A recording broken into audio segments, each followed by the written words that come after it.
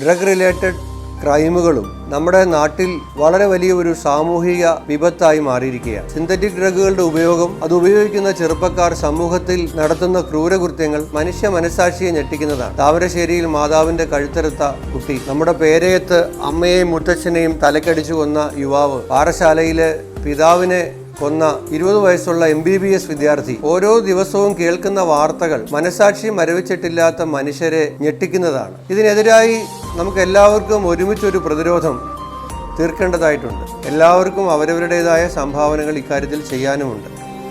ഇത് തിരിച്ചറിഞ്ഞുകൊണ്ടാണ് Kerala state beverages കോർപ്പറേഷനിലെ ഒരുപറ്റം സാമൂഹ്യ പ്രതിബദ്ധതയുള്ള ജീവനക്കാർ ലഹരിക്കെതിരായി അവരുടെ ഭാഗത്തുനിന്നുള്ള സാമൂഹിക പ്രതിബദ്ധതയുള്ള ഇടപെടൽ എന്ന നിലയിൽ ഒരു ഹ്രസ്വ ചിത്രം അവര് തിരക്കഥ എഴുതി അവർ തന്നെ സംവിധാനം ചെയ്ത് പുറത്തിറക്കാൻ പോകുന്നത്.